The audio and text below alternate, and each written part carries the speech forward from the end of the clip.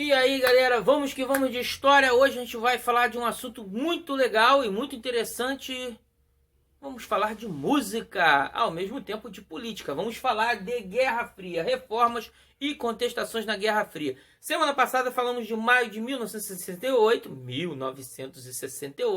e esse movimento que aconteceu em Paris e alcançou a Europa, alcançou a América Latina, Brasil, Estados Unidos, o mundo inteiro, quase todo, houve impactos dessa revolução. Ela já vinha de alguns impactos que o mundo estava sofrendo. Entre a gente falou também da Primavera de Praga. Lá no leste europeu já havia, a ideia de reformas, por mais que não contra totalmente o regime socialista, mas uma abertura desse regime, principalmente ideia da juventude e até de alguns governantes, mas que o governo soviético foi lá, determinou a ditadura socialista e contornou, dominou a região e acabou tudo. Na França aconteceu a mesma coisa, o governo foi lá e acabou. Só que esse movimento, que lá teve esse ápice, ele surgiu um pouco antes.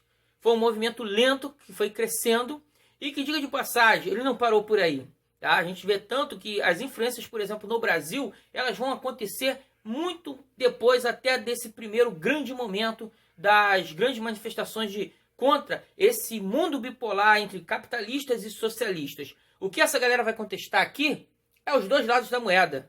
Vai contestar esse capitalismo selvagem, como na música do Titãs, Homem Primata, Capitalismo Selvagem. É essa música dos anos 80, aqui no Brasil, que vai contestar esse mundo bipolar, como também vai ter a contestação do mundo lá do lado da Cortina de Ferro, como Wind of Change, dos banda Scorpions, uma banda alemã, questionando aquela ideia falando dos novos ventos que vêm de Moscou, que já será o momento do fim daquele mundo bipolar, daquele mundo bipolarizado em que o socialismo tomou conta do leste europeu.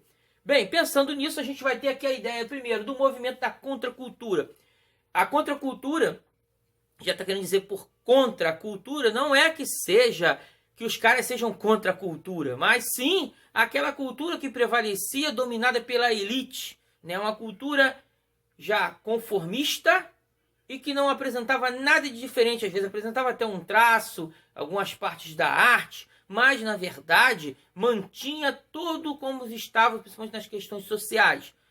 Concordava com tudo que estava acontecendo, seguia o ritmo das lideranças governamentais, daqueles que ditavam as ordens. E aqui a gente vai ter sim a contestação, a contracultura, uma nova cultura que vai questionar essa e vai sair desses moldes que existiam na época. Então a gente vai ter o surgimento do rock and roll. Antes do rock and roll, havia um movimento chamado de geração beat, poetas loucos do jazz, e que vão influenciar também a literatura, Jack Kerouac, e outros escritores beatniks, uma literatura que vai falar do jovem sem sentido, do jovem sem rumo, de uma juventude desregrada, uma juventude perdida, sem muita expectativa e sem muita esperança, O mau garoto de cada cidade, de cada bairro dos Estados Unidos, essa juventude beatnik, essa geração beatnik, que também falava da homossexualidade, de outras condições, do uso de drogas, do amor fora do casamento, do sexo fora do casamento, de todas essas realidades que já viviam numa sociedade hipócrita, mas falavam isso de forma explícita, sem muita expectativa e esperança. Essa geração beat vai se juntar a um outro grupo e vai nascer o rock and roll. Dentro da música negra você tem o blues misturado ao country branco. Na verdade o rock surge negro, Little Richard, Chuck Berry, todos esses grandes, do nascimento do rock. E aí sim vai aparecer a primeira grande estrela, e essa sim tratada, porque vai tentar trazer o rock nos moldes da elite, do conformismo. Elvis Presley, não aqui criticando a voz, o grande cantor, que eu, professor Henrique, é extremamente admirador. Mas sim a moldura. Era muito mais fácil valorizar um Elvis Presley cantando músicas de paixão, músicas de saudade, músicas de amor, do que uma geração que vinha com músicas de revolta, tipo Bob Dylan, quando canta aquela música que depois ficou muito famosa na voz do Guns N' Roses, King Knocks on Heaven's Door, uma crítica violenta às guerras travadas por esse mundo capitalista e o mundo socialista, uma crítica violenta principalmente à Vietnã, que a gente ainda vai falar. Então, a gente já entender como que essa questão do rock and roll, né, ela é profunda. Dentro do rock and roll você vai surgir grandes letristas, né, grandes bandas que vão fazer críticas veementes, né, à moral, os costumes da época, a questão da sexual, a questão da família, há várias questões sociais. Na verdade, vai ser por isso contra a cultura, né? Vai ser os revoltados, os rebeldes. E aí você vai ter grandes bandas nos Estados Unidos e, por exemplo, esse movimento vai ficar só nos Estados Unidos, esse movimento vai atravessar fronteiras. Por exemplo, na Inglaterra nós vamos ter duas bandas muito famosas, uma com músicas muito suaves de amor, né? No começo principalmente os Beatles, que vai ser uma explosão, mas com aqueles cabelinhos, né, daquele estilo que muita gente copiou e na época abalou, né, os conservadores, e com aquela música, né, ritmada e veloz. E depois uma banda que vai abalar mais ainda, porque eles serão aqueles que vão trazer aquelas letras pesadíssimas de contestação à sociedade que vivia. Rolling Stones, né, a grande banda dos Rolling Stones. O Mick Jagger, por exemplo, vai ser preso, alguns companheiros vão ser presos durante alguns momentos, né, por causa até das suas letras, como aquela música Sympathy for Devil, né, Simpatia pelo Diabo, e outras músicas como Satisfaction e outras mais. Bandas como Led Zeppelin, nos Estados Unidos, The Doors, Jim Morrison, né, que será um cara que terá vários problemas com as autoridades. Então o rock and roll vai ser aquela voz de revolta. Mas o rock and roll não andou sozinho. Ele, na verdade, era só a parte musical de um movimento que estava nas ruas, principalmente usada pelos jovens. A gente vai ter nesse movimento Woodstock, em 1969, que é tão falado como aquele grande festival. Isso aqui é só o capítulo final de um movimento que já estava há muito tempo surgindo, né? Nós temos a ideia do poder jovem, o Black Power, né? O poder negro. Começa os movimentos, né, dos negros pela luta das desigualdades raciais. Você começa com a ideia do Malcolm X, dos Panteras Negras. A gente sabe hoje muito sobre falar sobre os Jogos Olímpicos, daquele movimento que foi muito utilizado agora, né, nos movimentos atuais, da morte daquele rapaz lá nos Estados Unidos, né, e de algumas mortes de alguns negros aqui no Brasil, até crianças. Aquele grande movimento em que as pessoas se ajoelham e fazem um movimento do punho para cima. Esse punho, né, gerou a perda de medalhas olímpicas para atletas negros que fizeram esse símbolo nas Olimpíadas representando os Estados Unidos. Eles perderam. Inclusive o grande lutador de boxe, Muhammad Ali, antigo Cassius Clay, né, que vai ser um desses que vai se levantar contra a favor da luta para essas questões raciais. Bem, poder jovem vai influenciar, por exemplo, também aqui no Brasil, o movimento das torcidas organizadas, principalmente do Rio de Janeiro. Por isso você vê lá Young Flu, né, Jovem Fluminense, Força Jovem Vasco, Torcida Jovem do Flamengo, a TJB, Torcida Jovem do Botafogo, todas elas movimentos jovens. Muitas delas surgidas em que ano? 1969, 1970, né, que já eram influenciadas pelo movimento do poder jovem, Young Power. E aí a gente tem alguns movimentos ligados a esse. O Flower Power, que é o movimento dos hippies, o poder da flor, né? Os hippies vegetarianos, né? Amor livre, né? Toda uma teoria totalmente contra a cultura do American Life, né? Dos Estados Unidos, do consumismo. Os hippies eram contra totalmente esse consumismo, né? Uma vida livre com a natureza, com aquilo que eles podiam ter. Esse movimento hippie, né, vai ser conhecido como o poder da flor. Você vai ter um movimento também feminista, o Homens Liber, que é um movimento das mulheres, né, contra a violência. Aqui no Brasil, só nesse século que a gente foi ter a Lei Maria da Penha, contra a violência contra a mulher. E esse movimento já surgiu lá nos anos 60, 50 e 60 nos Estados Unidos e em muitos lugares da Europa, porque a mulher já tinha conquistado o direito de votar, mas ela ainda vivia sobre a opressão do mundo machista. Até hoje vive assim, né? Mas naquele período, gente, no século XX, só para você ter uma ideia, uma mulher divorciada, ela era proibida até de participar das festas de 15 anos das moças que, né, apareciam na sociedade. Por quê? A mulher divorciada era considerada um mal na sociedade, né? O homem podia adulterar, ter várias amantes, isso vem desde que o mundo é mundo, beleza. Mas a mulher, ela não podia nem se separar, nem se ela fosse agredida, traída, ofendida, assim mesmo, quem era considerada errada era sempre ela.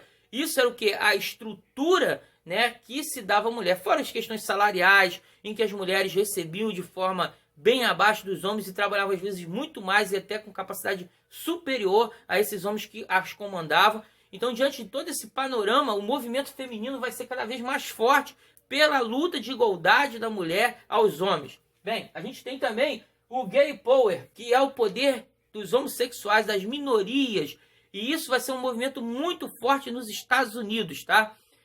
Quem já ouviu algumas entrevistas do Renato Russo, ele vai falar muito sobre isso, sobre como que o movimento dos gays, dos homossexuais nos Estados Unidos era um movimento de muita politização, de muita intensidade.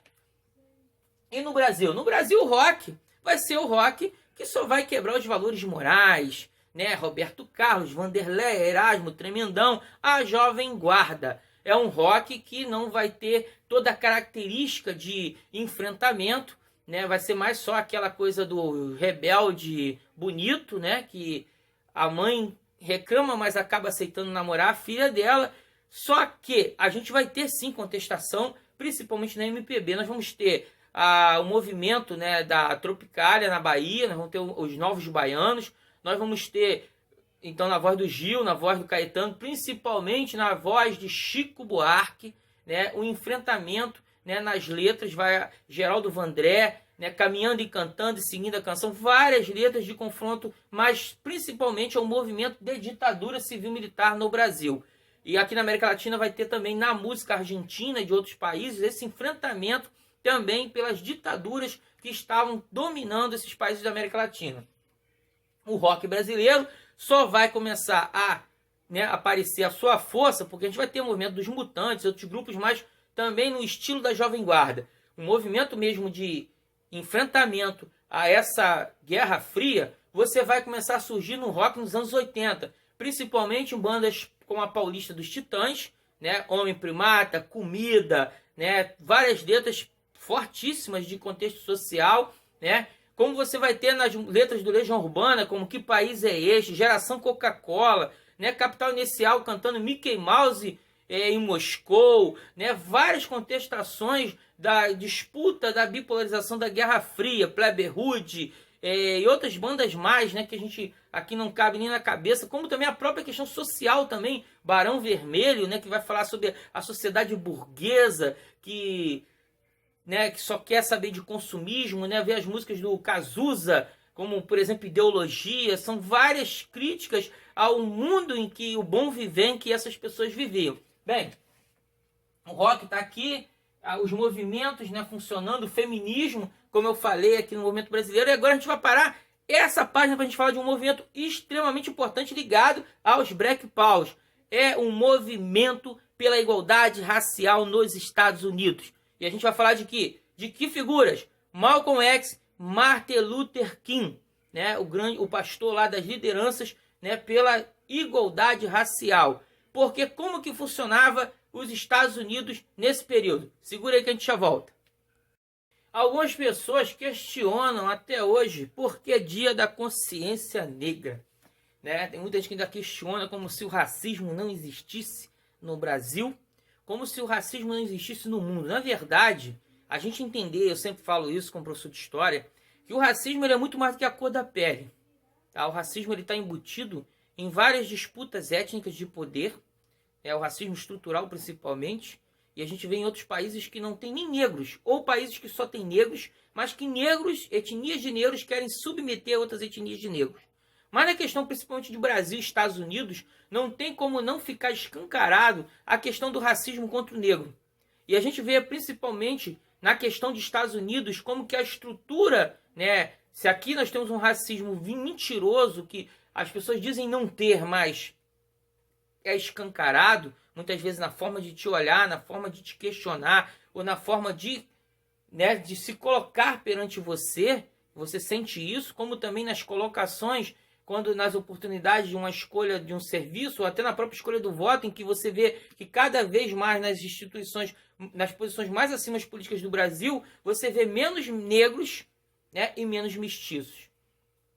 E aqui eu sempre falo até do racismo até contra o nordestino e contra outros grupos no Brasil, mas principalmente o negro, ele vem de uma grande quantidade de anos da história desde que esses africanos chegaram ao Brasil. Mas vamos pensar nos Estados Unidos, que essa é a conjuntura que vai ter um enfrentamento que vai ganhar toda uma história internacional e que vai nascer um dos maiores, para mim, um dos maiores homens que já existiu nesse mundo, só pela forma que ele trabalhou e abordou a sua liderança nesse movimento. Vamos lá. 1863, acaba-se a escravidão nos Estados Unidos.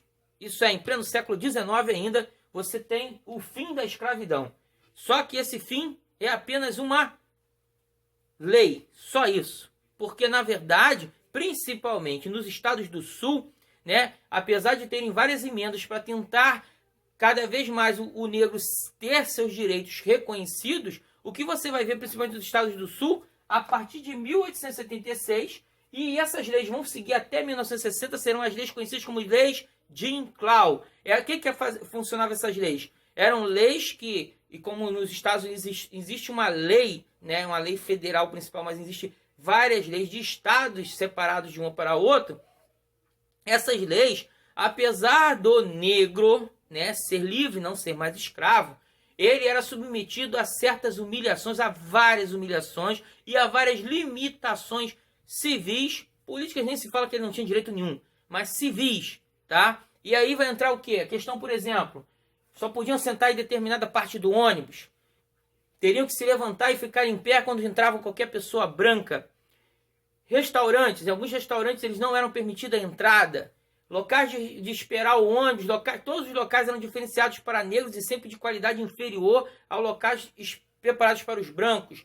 No cinema, onde fosse, os negros não podiam ficar nos mesmos lugares dos brancos, né? Normalmente seus lugares eram bem espremidos, com pouco espaço, com nenhuma preocupação de conforto, enquanto dos brancos totalmente diferentes. O próprio espaço escolar, quem já viu, por exemplo, um filme que é muito legal, que fala Estrelas Além do Tempo, que fala das mulheres negras na NASA, né? Não só por elas serem mulheres, mas por serem negras também, a condição e enfrentamento da questão racial e do gênero naquela época. E nessa sociedade, até 1960, vai ficar prevalecendo as leis de Jim Crow nesses estados sulistas. Fora, né, nem falar daquele instituição maldita chamada Ku Klux Klan, né? Uma instituição que teve vários adeptos famosos, grandes políticos que se assumiam, né, nessa questão de palavra de supremacia branca. É que esse grupo surgiu desde a luta da Guerra de Secessão. Esse grupo se manteve politicamente explícito para todo mundo ver. Bem, em 1955 vai acontecer o ápice da movimentação. Já havia a movimentação, né, do... Galera, fica por aí que a gente já volta. Só um minutinho. Gente, eu vou parar por aqui por causa do espaço, tá, que acabou para eu poder gravar. Mas a gente vai continuar esse assunto no outro vídeo. Segura aí que a gente volta no outro vídeo com a continuação desse assunto sobre a questão da igualdade racial. Valeu, obrigado.